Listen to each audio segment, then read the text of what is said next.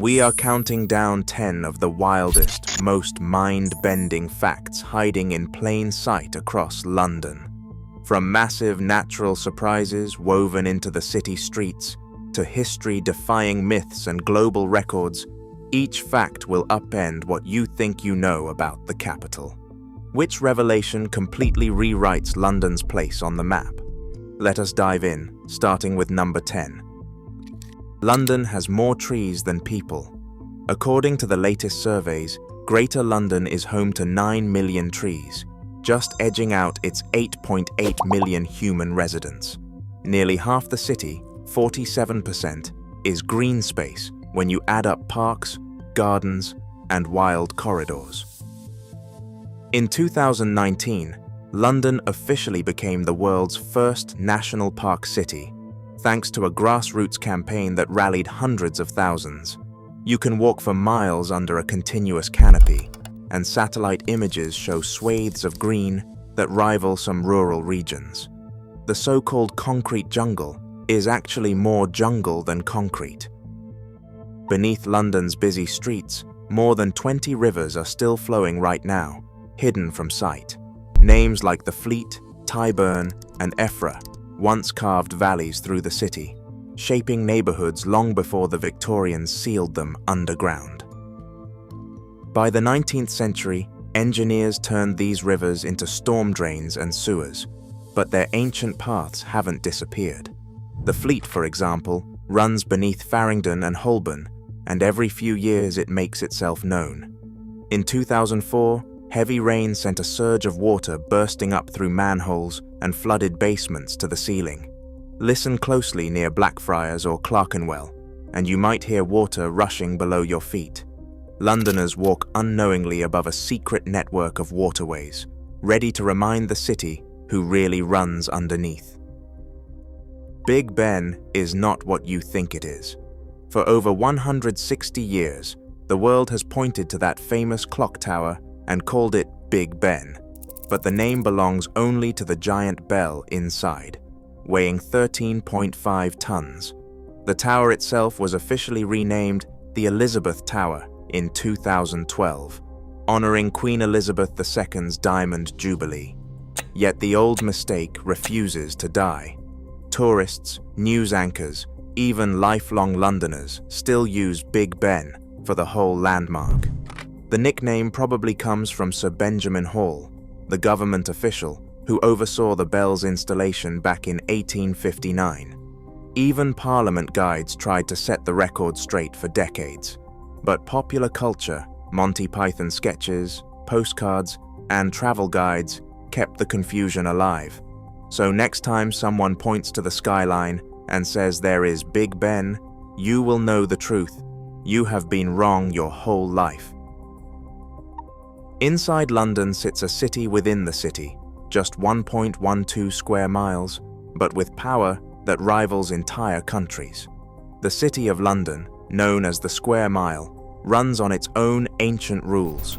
It has its own police force, its own crest, and even its own Lord Mayor, separate from the Mayor of London. By tradition, the King must ask permission to enter. The Lord Mayor meets the monarch at Temple Bar and hands over a sword, a ritual that dates back centuries. The city's influence is anything but ceremonial. This tiny enclave handles a quarter of the United Kingdom's GDP because of its grip on global finance. Even Parliament has a city official, the Remembrancer, whose job is to keep the Square Mile's interests front and centre. Londoners cross invisible borders every day, but the Square Mile's old charters still shape the city's power. The monarch must request entry to this tiny domain. How's that for hidden authority? London's black cabs aren't just roomy for comfort. They are tall because of a 1920 rule designed for gentlemen in bowler hats. The London cab order required every taxi to have at least 7 feet of headroom, so passengers could sit upright without knocking off their hats. That quirky bit of etiquette still shapes every cab on the road. Even the latest electric TXE models, packed with batteries and tech, keep the high roof. Engineers say that extra space adds about 20% to the design cost, but tradition wins out every time. Veteran drivers like Fred Housego remember the FX4 and TX lines being retrofitted just to keep the legacy alive. Step into a London taxi today, and you are climbing into a moving piece of history, engineered for a fashion statement that disappeared decades ago, but still rolling through the city's streets. More than 40 ghost stations haunt the London Underground, sealed platforms and empty tunnels hidden in plain sight.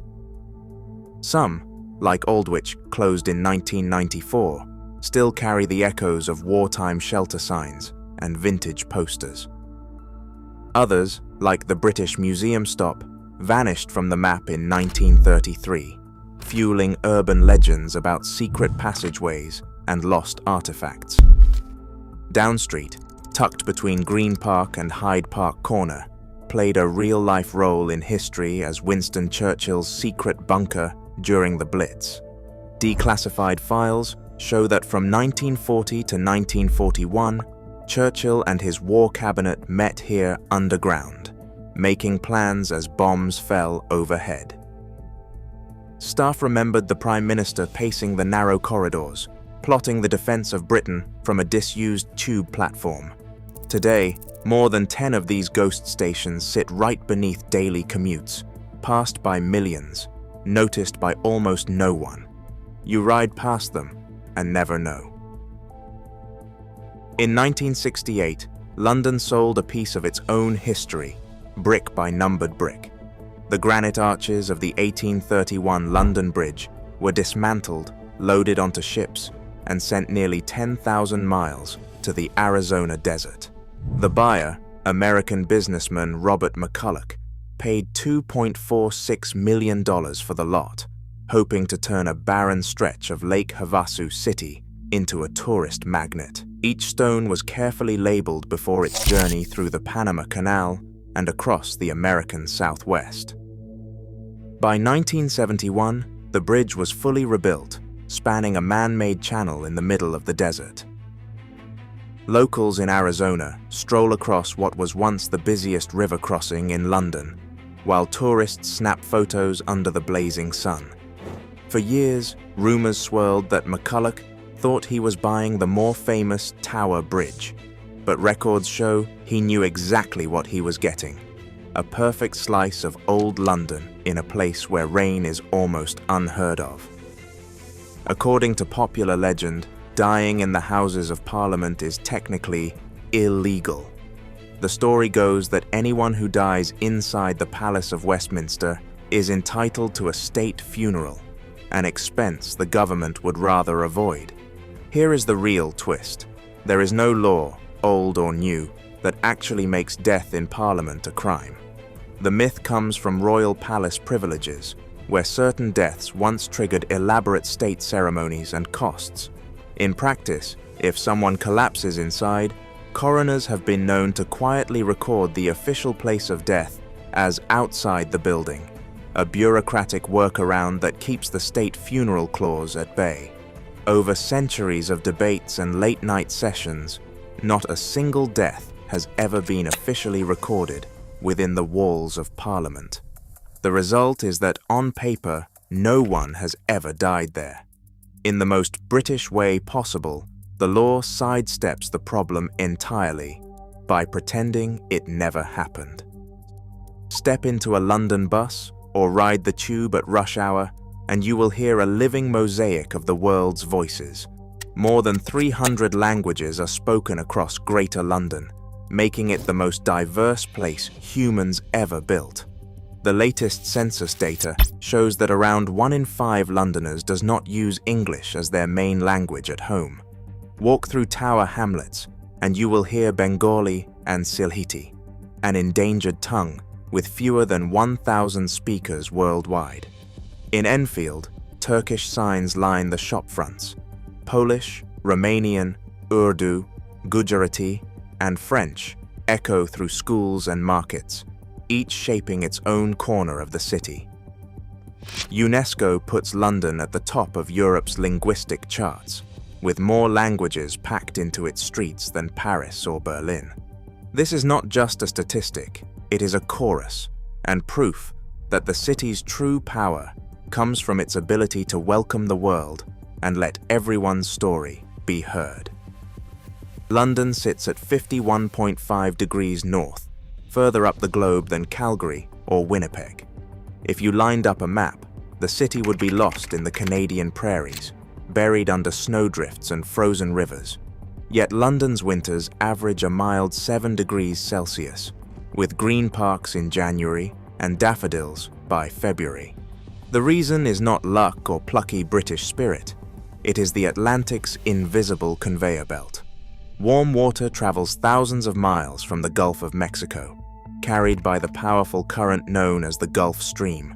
As it sweeps past Britain, it releases enough heat to keep the city's pipes from freezing and the Thames flowing, even when cities on the same latitude shiver through months of sub-zero cold.